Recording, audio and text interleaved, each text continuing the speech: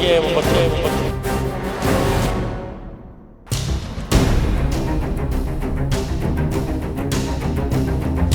ನಿಮ್ಮ ಕ್ಷೇತ್ರದಲ್ಲಿ news first ವಿಶೇಷ ಕಾರ್ಯಕ್ರಮಕ್ಕೆ ಸ್ವಾಗತ. ನಾನು ಜಗದೀಶ್ ಕಾಶಂಪುರ್. ಕಾಂಗ್ರೆಸ್ ಸರ್ಕಾರವೇನೋ ಚುನಾವಣೆಗೂ ಮುನ್ನ ಗ್ಯಾರಂಟಿಗಳ ಭರವಸೆಯನ್ನು ಕೊಟ್ಟು ಸರ್ಕಾರವನ್ನು ಅಸ್ತಿತ್ವಕ್ಕೆ ತಂತು. ಆದರೆ ಈ ಕ್ಷೇತ್ರದ ಮತದಾರರು ಮಾತ್ರ ನಮಗೆ ಸರ್ಕಾರ ಕೊಡುವಂತಹ ಗ್ಯಾರಂಟಿ ಬೇಡ, ಅದರ ಬದಲಾಗಿ ಗ್ಯಾರಂಟಿ ಶಾಸಕರು ಬೇಕು ಅಂತ 6ನೇ ಬಾರಿಗೆ ಗೆಲುವನ್ನು ಸಾಧಿಸಿ ಕರ್ಕೊಂಡು ಬಂದಿದ್ದಾರೆ. ಹಾಗಾದರೆ ಆ ಕ್ಷೇತ್ರ ಯಾವುದು, ಆ ಕ್ಷೇತ್ರದಲ್ಲಿರುವಂತಹ ಶಾಸಕರು ಜನರ ಕೈಗೆ ಸಿಗ್ತಾರ ಅಂತ ನೋಡೋದಾದರೆ ಅದುವೇ ರಾಜಾಜಿನಗರ ವಿಧಾನಸಭಾ ಕ್ಷೇತ್ರ. ಈ ರಾಜಾಜಿನಗರ ವಿಧಾನಸಭಾ ಕ್ಷೇತ್ರದಲ್ಲಿ ಸುರೇಶ್ ಕುಮಾರ್ ಅವರು 6ನೇ ಬಾರಿಗೆ ಗೆಲುವನ್ನು ಸಾಧಿಸ್ಕೊಂಡು ಬಂದಿದ್ದಾರೆ. 6ನೇ ಬಾರಿಗೆ ಗೆಲುವನ್ನು ಸಾಧಿಸ್ಕೊಂಡು ಬಂದಿರುವಂತಹ ಸುರೇಶ್ ಕುಮಾರ್ ಅವರು ಕ್ಷೇತ್ರದಲ್ಲಿ ಜನರ ಕೈಗೆ ಸಿಗ್ತಾರಾ, ಅಂದ್ಕೊಂಡ್ರು ಹಾಗೆ ಗ್ಯಾರಂಟಿಯಾಗಿ ಅವರ ಕೆಲಸಗಳನ್ನು ಮಾಡ್ತಾ ಇದ್ದಾರಾ, ಅಥವಾ ಈ ಕ್ಷೇತ್ರದಲ್ಲಿ ಅಭಿವೃದ್ಧಿ ಕಾರ್ಯ ಕುಂಠಿತವಾಗಿ ಸಾಗ್ತಾ ಇದೆ ಅಂತ ಇವತ್ತು ನೇರವಾಗಿ ಈ ಕ್ಷೇತ್ರದ ಜನರನ್ನೇ ಕೇಳ್ಕೊಂಡ್ಬರೋಣ ಬನ್ನಿ.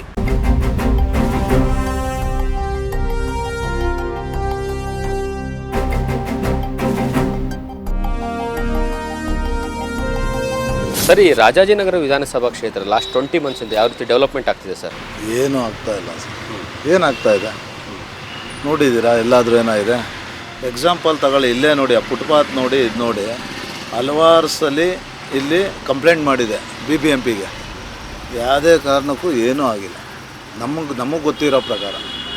ಲಾಸ್ಟ್ 20 ಮಂತ್ಸಿಂದ ಶಾಸಕರು, ಇಲ್ಲಿರುವಂಥ ಶಾಸಕರು ಜನರ ಕೈ ಸಿಗ್ತಾರಾ ಇಲ್ಲಿ? ನಾವು ನೋಡಿಲ್ಲ ಸರ್, ನೋಡೇ ಇಲ್ಲವಲ್ಲ. ಇಲ್ಲ, ಯಾಕಂದರೆ ಇಲ್ಲಿರುವಂತಹ ಶಾಸಕರು ಸುರೇಶ್ ಕುಮಾರ್ ಅವರು ತುಂಬ ಸರಿ ಗೆದ್ದು ಬಂದಿರೋ ಅದೇ ಕಾರಣಕ್ಕಾಗಿ ಜನರಿಗೆ ಸಿಗ್ತಾರೆ, ಜನರ ಕೈ ಸಿಗ್ತಾರೆ, ಜನರ ಜೊತೆ ಮಾತಾಡ್ತಾರೆ ಅಂಥೇಳಿ. ಬಟ್ ಲಾಸ್ಟ್ 20 ಮಂತ್ಸಿಂದ ಹೊಸ ಸರ್ಕಾರ ಬಂದಾದಮೇಲೆ ಎಕ್ಸಾಕ್ಟ್ಲಿ ಕರೆಕ್ಟ್ ನೀವು ಹೇಳಿದ್ದು. ಏನಂದರೆ ಇವಾಗ ನೀವು 20 ಮಂತ್ಸಿಂದ ಅಂತ ಕೇಳ್ತಾ ಇದ್ರಲ್ಲ, 20 ಮಂತ್ಸಿಂದ ನೋಡಿಲ್ಲ. ಅದಕ್ಕೆ ಮುಂಚೆ ಸಿಕ್ಕಿರ್ಬೋದೇನೋ, ಇವಾಗ 20 ಮಂತ್ಸಿಂದ ಸಿಗ್ತಾ ಇಲ್ಲ. ಓಕೆ, ನಿಮ್ಮ ಶಾಸಕರಿಗೆ ಔಟ್ ಆಫ್ 10 ಎಷ್ಟು ಮಾರ್ಕ್ಸ್ ಕೊಡ್ತೀರಾ?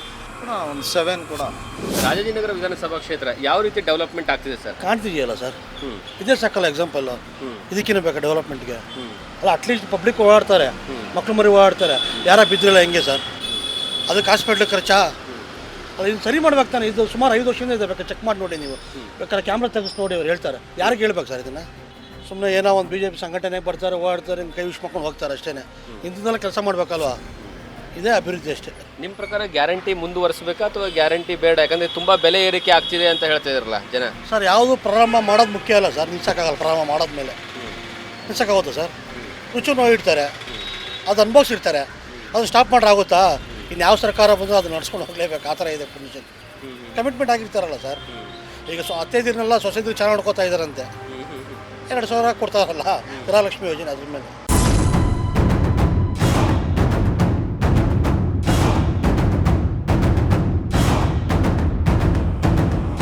ಎಲ್ಲ ವಾಟರ್ ಲೈನ್ಗಳೆಲ್ಲ ಆಗ್ತಾ ಇದ್ದಾರೆ. ನಮ್ಮ ಕ್ಷೇತ್ರದಲ್ಲಿ MLAದು ಯಾರಕ್ಕೆ ಆಟ ಇಲ್ಲ, ಜನರು ಬಿಲ್ಡಿಂಗ್ ಕಟ್ಟೋರಿಗೆ ತೊಂದರೆ ಕೊಡಲ್ಲ, ಅದೇ ಮೇನ್ ಪಾಯಿಂಟ್ ಅಲ್ಲ. ಅವ್ರು ಯಾರೇ ಆಗಿರಲಿ, ನಮಗೆ ಬೇಡವಾದವರಾಗಿದ್ದರು ಅವರು ಒಟ್ಟು ಯಾರೇ ಬಿಲ್ಡಿಂಗ್ ಕಟ್ಟೋರಿಗಾಗಲಿ ಯಾರಿಗಾಗಲಿ ಯಾವುದೇ ಥರ ತೊಂದರೆ ಕೊಡ್ತಾ ಇಲ್ಲ. ಬೇರೆ ಕ್ಷೇತ್ರದಂಗೆ ತೊಂದರೆ ಕೊಟ್ಟು ದುಡ್ಡು ಮಾಡೋ ಅಂಥವ್ರಲ್ಲ. ಅದೇ ಒಂದು ಖುಷಿಯಾದ ವಿಚಾರ. ಡೆವಲಪ್ಮೆಂಟು ಅವ್ರು ಎಲ್ಲೆಲ್ಲಾಗಿದೆ ಅಲ್ಲಿ ಮಾಡ್ತಾರೆ. ದುಡ್ಡು ಈಗ ಸರ್ಕಾರದಲ್ಲಿ ಅನುದಾನ ಇಲ್ಲ, ಅದೇನು ಡೆವಲಪ್ ಮಾಡ್ತಾರೆ ಹೇಳ್ರಿ?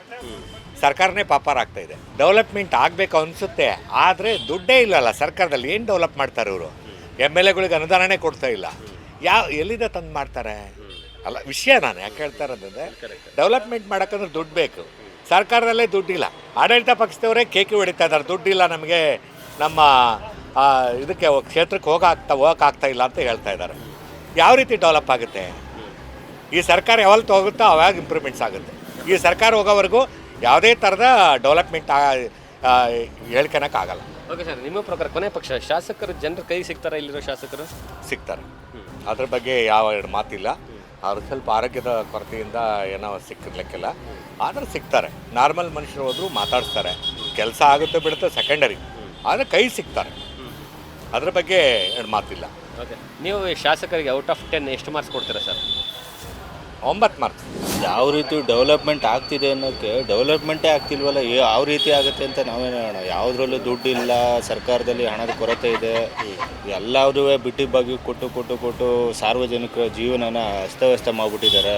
ಈ ಕಡೆ ಪೆಟ್ರೋಲ್ ಹಾಕಿಸ್ಕೊಂಡು ಓಡಾಡೋದು ಅಥವಾ ಎಲೆಕ್ಟ್ರಿಕ್ ಗಾಡಿ ತಗೊಳ್ಳೋದು. ಎಲೆಕ್ಟ್ರಿಕ್ ಗಾಡಿ ತಗೊಳ್ಳೋಕೆ ಹೋದರೆ ಸಬ್ಸಿಡಿ ಕೊಡ್ತಾ ಇಲ್ಲ, ಪೆಟ್ರೋಲ್ ಹಾಕ್ಸೋಣ ಅಂತಲೂ ಪೆಟ್ರೋಲ್ ರೇಟ್ ಜಾಸ್ತಿ.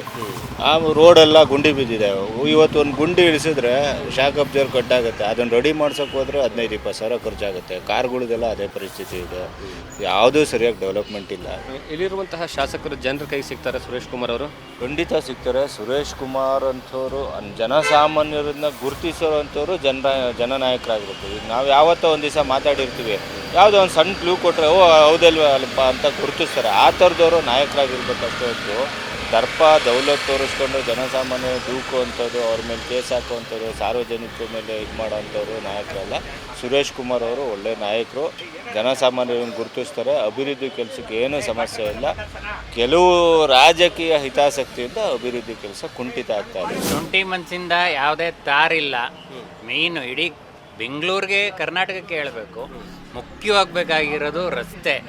ಎಲ್ಲ ಹಳ್ಳ ಗುಂಡಿ ಇವುಗಳೇ ನೋಡ್ತಾ ಇದ್ದೀರಾ.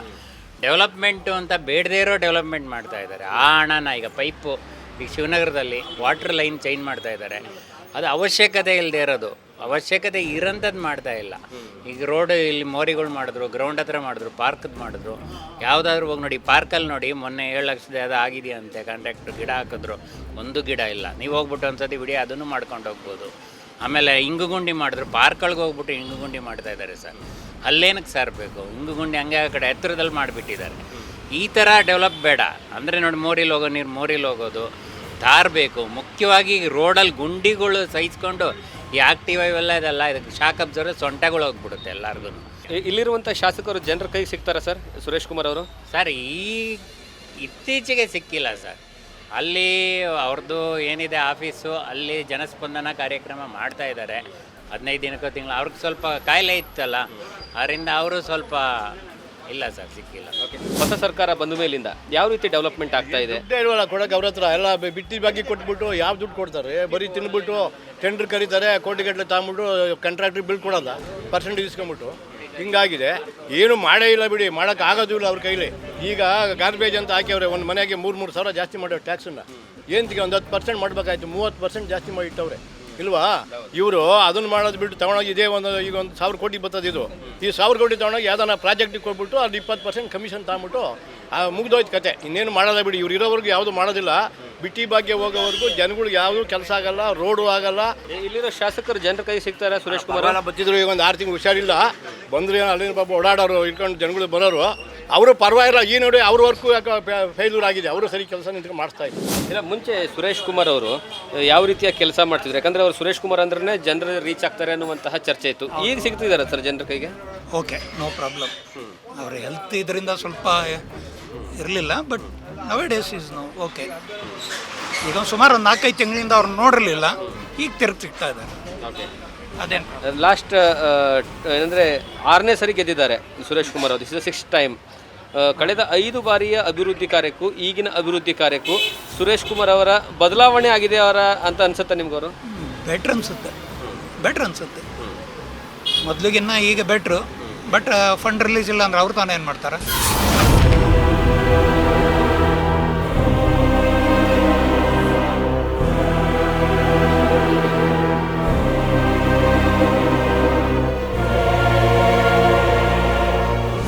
ನೀವು ನೋಡ್ರ ಪ್ರಕಾರ ಏನು ಡೆವಲಪ್ಮೆಂಟ್ ಆಗಬೇಕು ಇಲ್ಲಿ ಕ್ಷೇತ್ರದಲ್ಲಿ? ರೋಡ್ ಆಗಿರ್ಬೋದು ಅಥವಾ ರೋಡೆಲ್ಲ ಚೆನ್ನಾಗಿ ಆಗ್ತಾ ಇದೆ, ಏನು ಪ್ರಾಬ್ಲಮ್ ಇಲ್ಲ, ಎಲ್ಲ ಕರೆಕ್ಟಾಗಿದೆ ನನ್ನ ಅನಿಸಿಕೆ ಪ್ರಕಾರ. ಎಲ್ಲ ಓಕೆ, ಏನು ಅಂತ ಏನು ಯಾವುದು ಕಮ್ಮಿ ಅನ್ನೋದೇನಿಲ್ಲ, ಎಲ್ಲ ನೀಟಾಗಿ ಕೆಲಸ ಹಾಳಾಗ್ತಾ ಇದೆ. ಓಕೆ, ಶಾಸಕರಲ್ಲಿರುವಂತಹ ಶಾಸಕರು ಜನರ ಕೈ ಸಿಗ್ತಾರೆ ಸುರೇಶ್ ಕುಮಾರ್ ಅವರು? ಖಂಡಿತ ಸಿಗ್ತಾರೆ. ಒಳ್ಳೆಯ ವ್ಯಕ್ತಿ, ಸರಳ ಸಜ್ಜನಿಕೆ ವ್ಯಕ್ತಿ, ಸಿಗ್ತಾರೆ, ಎಲ್ಲರಿಗೂ ಸಿಗ್ತಾರೆ. ಏನೇ ಕಷ್ಟ ಕಾರ್ಪಣ್ಯಗಳು ಏನೇ ಹೇಳ್ಕೊಂಡ್ರು ಅವರು ಯಾವುದೇ ರೀತಿಯ ಒಂದು ಏನು ವರ್ತನೆ ತೋರಿಸ್ತೆ ಅವರು ನೀಟಾಗಿ ಕೆಲಸ ಮಾಡ್ತಾರೆ. ಓಕೆ, ನಿಮ್ಮ ಪ್ರಕಾರ ಈ ಗ್ಯಾರಂಟಿಗಳ ಜನರಿಗೆ ಹೆಲ್ಪ್ ಆಗ್ತಿದಾವ? ಈ ಗ್ಯಾರಂಟಿಗಳು ಹೆಂಗಾಗ್ಬಿಟ್ಟಿದೆ ಅಂತಂದರೆ ಎಲ್ಲರೂ ಸೋಮಾರಿಗಳಾಗ್ಬಿಟ್ಟಿದ್ದಾರೆ ಸರ್. ಇವರು ಈ ಗ್ಯಾರಂಟಿಗಳು ಮಾಡಿದ್ರು, ಏನಕ್ಕೆ ಹಂಗೆ ಮಾಡಿದ್ರು ಗೊತ್ತಿಲ್ಲ.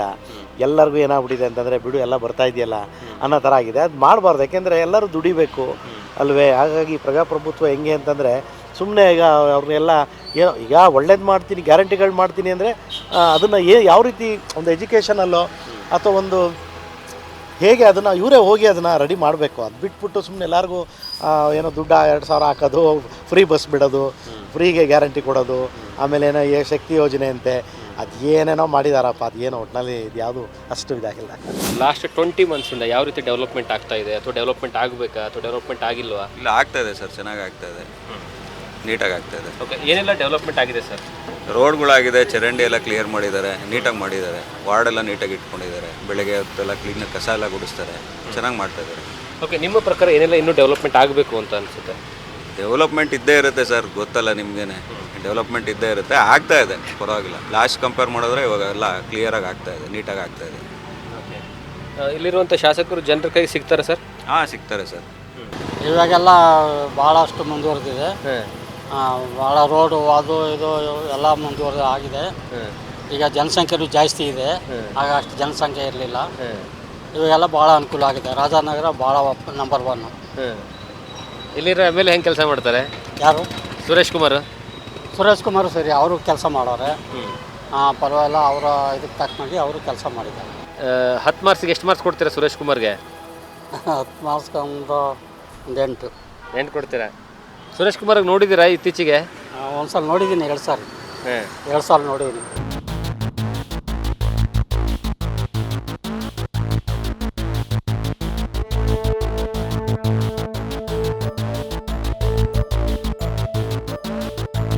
ಸರ್, ನಾವು ಕೆಲಸಕ್ಕೆ ಹೋಗ್ತೇವೆ, ಡೆವಲಪ್ಮೆಂಟ್ ಅನ್ನೋದೇನೋ ಜಾಸ್ತಿ ಕಾಣ್ತಾ ಇಲ್ಲ. ಸುಮ್ಮನೆ ಎಲ್ಲ ಇವರು ಬಿಟ್ಟಿ ಬಾಕಿಗಳನ್ನು ಕೊಟ್ಟು ಜನರಿಗೆ ದುಡ್ಡು ಬರದೇ ಇರೋ ಥರ ಆಗಿಬಿಟ್ಟಿದೆ. ವ್ಯವಹಾರ ಲೈನ್ ಸರಿಯಾಗಿ ನಡೀತಾ ಇಲ್ಲ.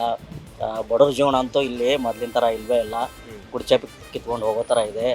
ಹೌದಾ, ಬಡವ್ರು ಬದುಕೋಕ್ಕೆ ಆಗ್ತಾ ಇಲ್ಲ. ಇವರು ಬಡವ್ರಿಗೆ ಏನೂ ಹೆಲ್ಪ್ ಮಾಡಲ್ಲ. ಸುಮ್ಮನೆ ಬಿಟ್ಟಿ ಭಾಗ್ಯ ಕೊಟ್ಟು ಅದು ಕೊಟ್ಟಿದ್ದೇವೆ ಇದು ಕೊಟ್ಟಿದ್ದೇವೆ ಅಂತ ಮಾಡ್ತಾ ಇದ್ದಾರೆ ಅಷ್ಟೇ ಹೊರತು ಬಡ ಜನರಿಗೆ ಏನೋ ಬದುಕೋಕ್ಕೆ ಉದ್ಯೋಗ ಅವಕಾಶಗಳು ಕುಂಠಿತ ಆಗಿಬಿಟ್ಟವು. ಈಗ ಈ ಬಿಟ್ಟಿ ಭಾಗ್ಯಗಳು ಕೊಟ್ಟಿದ್ದಾರೆ ಅಂತ ಹೇಳ್ಬಿಟ್ಟು ಜನ ಹೇಳ್ತಾರೆ. ಕೆಲವೊಬ್ಬರು ಗ್ಯಾರಂಟಿ ಚೆನ್ನಾಗಿದ್ದಾವೆ ಅಂತ. ನಿಮ್ಮ ಪ್ರಕಾರ ಏನು? ಗ್ಯಾರಂಟಿ ಚೆನ್ನಾಗಿಲ್ಲ, ಬೇಕಾಗಿಲ್ಲ ಗ್ಯಾರಂಟಿ. ಸುಮ್ಮನೆ ಗ್ಯಾರಂಟಿ ಮಾಡಿ ಇವೆಲ್ಲ ಇದು ಮಾಡೋದಕ್ಕೋಸ್ಕರ ವೇಸ್ಟ್. ಗ್ಯಾರಂಟಿನ ಯಾರ ಮನೆಯಿಂದ ತಂದು ಕೊಡಲ್ಲ ಅಲ್ವಾ? ಈಗ ಯಾರ ಮನೆಯಿಂದ ತಂದು ಕೊಡಲ್ಲ, ಎಲ್ಲ ನಮ್ಮ ದುಡ್ಡೇ ತಾನೆ, ನಮಗೆ ಕೊಡ್ತಾರೆ ಅಷ್ಟೇ. ಗ್ಯಾರಂಟಿನ ಬೇಕಾಗಿಲ್ಲ ಅನ್ಸುತ್ತೆ ನಮ್ಮ ಲೆಕ್ಕ. ಡೆವಲಪ್ಮೆಂಟ್ ಆಗ್ತಾಯಿದೆ, ಅಲ್ಲಲ್ಲಿ ರೋಡು ಪೈಪ್ಲೈನ್ ಮಾಡ್ತಾಯಿದ್ದಾರೆ, ಆಮೇಲೆ ರೋಡು ಮಾಡ್ತಾಯಿದ್ದಾರೆ. ಬೇರೆ ಥರ ಅಂದರೆ ಎಲ್ಲ ರೇಟ್ ಜಾಸ್ತಿ ಆಗ್ತದೆ ಅಷ್ಟೇ. ನೀವೇನು ವ್ಯಾಪಾರ ಮಾಡ್ತೀರಾ? ಇಲ್ಲ ಸರ್, ನಾವು ಫೈನಾನ್ಸಲ್ಲಿ ಕೆಲಸ ಮಾಡೋದು. ಓಕೆ, ನಿಮ್ಮ ಪ್ರಕಾರ ಸರ್ ಕ್ಷೇತ್ರದಲ್ಲಿ ಇನ್ನೂ ಏನೇನು ಡೆವಲಪ್ಮೆಂಟ್ ಆಗಬೇಕು? ಆಲ್ಮೋಸ್ಟ್ ಆಲು ರೇಟ್ ಕಡಿಮೆ ಆದರೆ ಒಳ್ಳೆಯದು. ಜೀವನ ಮಾಡೋಕ್ಕೆ ಕಷ್ಟ ಆಗ್ತಾಯಿದೆ, ಮಕ್ಕಳ ಫೀಸ್ ಬೇರೆ, ಈ ಎಲ್ಲ ರೇಟ್ಗಳು ದುಬಾರಿ. ಹೀಗಾಗಿ ಅದೊಂದು ಇದು ಮಾಡ್ಬೋದು. ಇದು ಮಾಮೂಲಾಗಿ ಮಾಡ್ತಾ ಇದ್ದಾರೆ ಬಿಡಿ.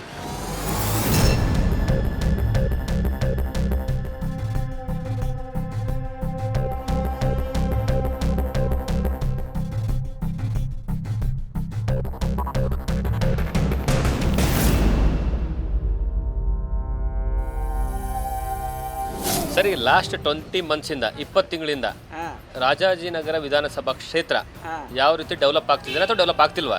ಡೆವಲಪ್ ಆಗ್ತಾ ಇಲ್ಲ. ಸುರೇಶ್ ಕುಮಾರ್ ಕಂಪ್ಲೇಂಟ್ ಕೊಟ್ವಿ, ಅವ್ರು ನಾವು ಆಯ್ಕೆ ಮಾಡಿದ್ದೆ ತಪ್ಪು. ನಾವು BJP ಸಿಂಬಲ್ ನೋಡ್ಬಿಟ್ಟು ಓಟ್ ಹಾಕಿದ್ದು, ಅವ್ರಿಗಂತ ಹಾಕಿಲ್ಲ. ಮೋರವರು ಇದೆ ಬ್ರಾಹ್ಮಣ, ನಾವು ಬ್ರಾಹ್ಮಣ ಅಂತೇಳಿ ಹಾಕಿದ್ವಿ. ಹೊರತಾಗಿ ಏನು ಕೆಲಸ ಮಾಡಲ್ಲ. ಗೌರ್ಮೆಂಟು ಫ್ರೀ ಸ್ಕೀಮ್ಗಳು ಕೊಟ್ಟಿದ್ದಲ್ಲ, ಅದ್ರ ಬಗ್ಗೆ ಏನು ಹೇಳ್ತೀರಾ? ಗೌರ್ಮೆಂಟು ತಪ್ಪು ಮಾಡ್ತಾ ಇದೆ. ಖಜಾನೆ ಎಲ್ಲ ಖಾಲಿ ಆಗೋಯ್ತು. ಎಲ್ಲ ಭಿಕ್ಷೆ ಬೇಡೋದು, ತಿರುಪತಿಗೆ ಇಟ್ಕೊಂಡು ಎತ್ಕೊಂಡು ಹೋಗ್ಬೇಕು, ಭಿಕ್ಷೆ ಬೇಡೋದು. ಆ ಸ್ಟೇಜಲ್ಲಿ ಗೌರ್ಮೆಂಟ್ ಇದೆ. ನಾನು totally opposite for Congress government. Suresh ಕುಮಾರಿಗೆ 10 ಮಾರ್ಕ್ಸಿಗೆ ಎಷ್ಟು ಮಾರ್ಕ್ಸ್ ಕೊಡ್ತೀರಾ? ನಾನು 3 ಜಾಸ್ತಿ ಆಯಿತು. ಹೌದಾ? ಒಂದೇ ಕೊಡ್ಬೇಕಂತಿದ್ದೆ, 3 ಕೊಟ್ಟಿದ್ದೀನಿ. ಹಂಗಿದ್ರು ಸಹಿತ 6 ಸರಿ ಗೆದ್ದು ಬರ್ತಾವ್ರೆ, ಇದು 6ನೇ ಸರಿ ಗೆದ್ದು ಬಂದವ್ರೆ. ಮತ್ತೆ ಏನು ಮಾಡ್ತೀರಾ ನೋಡಿ, ಜನ ಹೇಳಿದ್ನಲ್ಲ, ಅವ್ರು ನೋಡಿ ಹಾಕಲ್ಲ.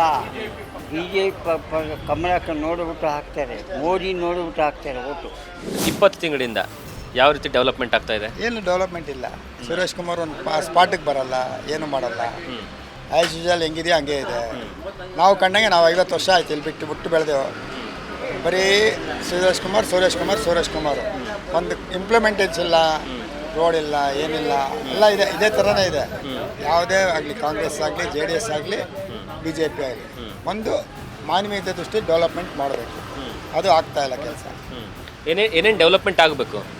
ರೋಡ್ಗಳು, ಆಮೇಲೆ ಸ್ಯಾನಿಟ್ರಿಗಳು ಇನ್ನೇ ಸಾಕಷ್ಟಿದೆ.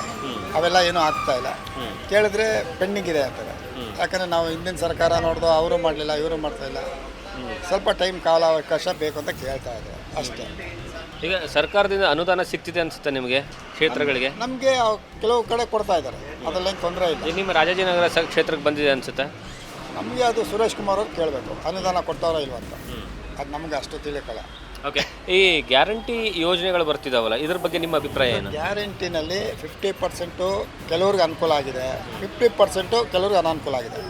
ಬಡತನ ಜನ ಜೀವನ ಮಾಡೋರಿಗೆ ಆದಷ್ಟು ಅವ್ರಿಗೆ ಕಡಿಮೆ ದರದಲ್ಲಿ ಎಲ್ಲ ಫೆಸಿಲಿಟೀಸ್ ಕೊಡಬೇಕು ಅವ್ರಿಗೆ. ಅದು ಮಾಡಬೇಕು ಸರ್ಕಾರ, ಅವ್ರ ಮೇಲೆ ಹೊರೆ ಮಾಡೋದಲ್ಲ. ಹೌದು, ಸುರೇಶ್ ಕುಮಾರ್ ಜನರ ಕೈ ಸಿಗ್ತಾರಾ? ಜನರ ಜೊತೆ ಸಿಗಲ್ಲ. ನಾವು ಎಷ್ಟೋ ವರ್ಷ ಆಯ್ತು ನೋಡಿ ಅವ್ರು.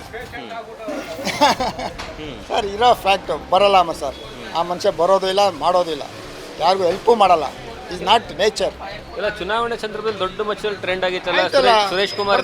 ಕೈ ಮುಗಿತಾರೆ, ಸ್ವಾಮಿ ನಮಸ್ಕಾರ ಅಂತಾರೆ, ತಮ್ಮ ಓಟು ನಮಗೆ ಅಂತಾರೆ. ಆ ಟೈಮಲ್ಲಿ ಬರ್ತಾರೆ, ಕಾಲು ಹಿಡಿತಾರೆ, ಹೋಯ್ತಾರೆ. Quite natural. ಇಟ್ ಈಸ್ ಅದು ರಾಜಕೀಯ ಅಲ್ವಾ ನಿಮಗೆ? ಲಾಸ್ಟ್ ಟೈಮ್ ಯಾವಾಗ ನೋಡಿದ್ದೀರ ಅವ್ರಿಗೆ ನೀವು? ನೋಡೇ ಇಲ್ಲ ನಾವು. ನಮ್ಮ ಮನುಷ್ಯನ ನೋಡೇ ಇಲ್ಲ ಬಿಡಿ. ನೋಡೋದು ಇಲ್ಲ, ನೋಡೋದು ಇಲ್ಲ ನಾವು. ಯಾಕಂದರೆ ಔಟ್ ಆಫ್ 10 ಎಷ್ಟು ಮಾರ್ಕ್ಸ್ ಕೊಡ್ತೀರ ಅವ್ರಿಗೆ? ಹೇಳಿದ್ನಲ್ಲ, 0% ಆ ಮನುಷ್ಯನಿಗೆ ನಾವು ಕೊಡೋದು. ನಾವು ವ್ಯಾಲ್ಯೂನೇ ಕೊಡಲ್ಲ ಆ ಮನುಷ್ಯನಿಗೆ. ನೀವು ನೋಡಿದ್ರೆ ವ್ಯಾಲ್ಯೂ ಕೊಡಲ್ಲ, 0 ಮಾರ್ಕ್ಸ್ ಅಂತೀರ. ಬಟ್ 6ನೇ ಸರಿ ಗೆದ್ದು ಬಂದವರಲ್ಲ. ಅದೇ ಹೇಳಿದ್ನಲ್ಲ, ಡಿಪೆಂಡ್ಸ್ ಆನ್ ಪಬ್ಲಿಕ್. ಏನು ಮಾಡೋಕ್ಕಾಗಲ್ಲ. ರಾಜನಗರ ಅಂದರೆ ನಿಮಗೆ ಇಲ್ಲಿ ಈ ಏರಿಯಾ ಬಿ ಜೆ ಪಿ ಬಂದು ಕಾಂಗ್ರೆಸ್ ಇರೋದ್ರಿಂದ ಈ ಏರಿಯಾ ಬಿ ಜೆ ಪಿ ಸ್ವಲ್ಪ ಸ್ಲೋನೇ ಮಾಡ್ತಿರೋದು. ಅಷ್ಟೊಂದೇನು ಡೆವಲಪ್ಮೆಂಟ್ ಮಾಡ್ತಿಲ್ಲ. ಕಾಂಗ್ರೆಸ್ ಇರೋದ್ರಿಂದ ಸ್ಟೇಟಲ್ಲಿ ಏನು ಅಷ್ಟಂದರೆ ಅಷ್ಟೇ. ಈ ಕ್ಷೇತ್ರದಲ್ಲಿ ಏನೆಲ್ಲ ಪ್ರಾಬ್ಲಮ್ಸ್ಗಳಿದಾವೆ ಸರ್ ನೀವು ನೋಡೋ ಪ್ರಕಾರ? ಏನಿಲ್ಲ, ಮೇನ್ ಮಂದಿ ರೋಡು, ಫುಟ್ಪಾತು, ಅದೇ ಪ್ರಾಬ್ಲಮ್ಮು. ಇನ್ನೇನು ಬೇರೆ ಅಂಥದ್ದೇನು ಪ್ರಾಬ್ಲಮ್, ನೀರಿಂದೆಲ್ಲ ಏನು ತೊಂದರೆ ಇಲ್ಲ. ಮತ್ತೇನೇನು ಪ್ರಾಬ್ಲಮ್ ಇದೆ? ಮತ್ತೆ ಬೇರೆ ಏನು ಕೆಲಸ ಮಾಡಬೇಕಂತ ಅನ್ಸುತ್ತೆ? ಕೆಲಸ ಅಂದರೆ ಅದೇ ಸ್ವಲ್ಪ ರೋಡ್ ಸರಿಯಾಗಿ ಕರೆಕ್ಟಾಗಿ ಮಾಡಬೇಕು. ಈ ಕಡೆ ಅಗಿತಾರೆ, ಆ ಕಡೆ ಮುಚ್ಚುತ್ತಾರೆ, ಆ ಕಡೆ ಮುಚ್ಚುತ್ತಾರೆ, ಈ ಕಡೆ ಅಗಿತಾರೆ. ಅದನ್ನ ಅವ್ರು ಯೋಚನೆ ಮಾಡಿಕೊಂಡು ಮುಂದೆ ಯಾವ ಥರ ಮಾಡಬೇಕು ಅಂತ ಯೋಚನೆ ಮಾಡ್ಕೊಂಡು ಮಾಡಬೇಕು. ಇಲ್ಲಿ ಸುರೇಶ್ ಕುಮಾರ್ ಜನರು ಸಿಗ್ತಾರಾ? MLA ಸಿಗ್ತಾರೆ, ಬರ್ತಾ ಇರ್ತಾರೆ. ವಾರಕ್ಕೊಂದ್ಸತಿ ರೌಂಡ್ ವಿಸಿಟ್ ಆಗ್ತಾ ಇರ್ತಾರೆ. ಅವ್ರದ್ದು ಕೆಲಸ ಅವ್ರು ಮಾಡ್ತಾವ್ರೆ. ಮೇನ್ ಸ್ಟೇಟಲ್ಲಿ ಇವರು ಕಾಂಗ್ರೆಸ್ ಅವ್ರು ಏನು ಹೆಲ್ಪ್ ಮಾಡಿದ್ರೆ ಕ್ಲೀನಾಗಿ ಎಲ್ಲ ಕೆಲಸ ಆಗುತ್ತೆ. ನಿಮ್ಮ ಪ್ರಕಾರ ಸರ್ ಈ ಗ್ಯಾರಂಟಿ ಸ್ಕೀಮ್ಗಳು ವರ್ಕೌಟ್ ಆಗ್ತಿದೆನಾ? ಇಲ್ಲ ಸರ್, ಸುಮ್ಮನೆ ಅದು 6 ತಿಂಗಳು ಬಂದಂಗೆ ಆಯಿತು. ಏನಂದರೆ ಅವ್ರ ಹೆಸರು ತೊಗೊಬೇಕಲ್ಲ ಅಂತ ಅದು 6 ತಿಂಗಳು 10 kg ಫ್ರೀ ಅಂತ ಸಿದ್ದರಾಮಯ್ಯ ಹೇಳಿದ್ರು. ಅದು ಇವಾಗ ಪಾಪ 2,000 ಇಲ್ಲ, 10 kg 5 kg ಮಾಡೋರೆ. ಅವ್ರು ಹೇಳ್ತಾರೆ, ಜನ ಪಾಪ ಇವಾಗೇನು ಮಾತಾಡೋಂಗಿಲ್ಲ. ಅವ್ರು ಹೇಳಿದ್ದೆ ಕೇಳ್ಕೊಂಡು ಹೋಗ್ಬೇಕು. ಇನ್ನೊಂದು 2 ವರ್ಷ ಇದೆ, ಅದನ್ನು ಮೂವ್ ಮಾಡ್ಕೊಂಡು ಹೋಗ್ಬೇಕು. ಈ ಸುರೇಶ್ ಕುಮಾರಿಗೆ ಲಾಸ್ಟ್ 10 ಮಾರ್ಕ್ಸಿಗೆ ಎಷ್ಟು ಮಾರ್ಕ್ಸ್ ಕೊಡ್ತೀರಿ ನೀವು? 10ಗೆ 9 ಕೊಡ್ತೀವಿ.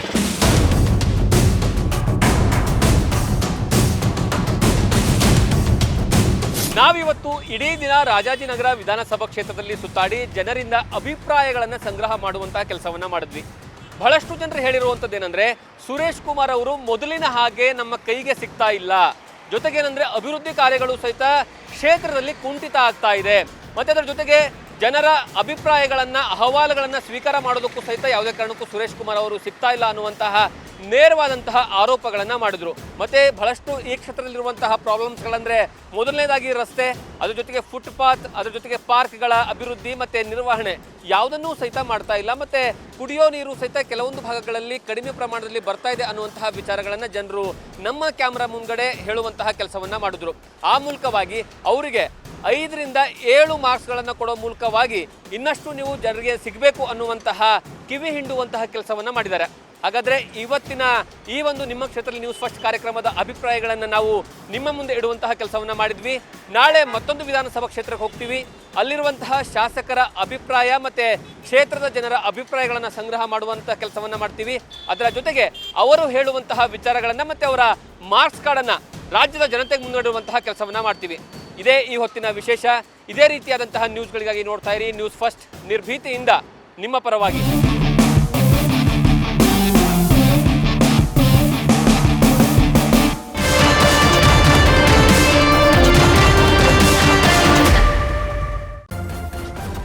ನ್ಯೂಸ್ ಫಸ್ಟ್, ನಿರ್ಭೀತಿಯಿಂದ ನಿಮ್ಮ ಪರವಾಗಿ.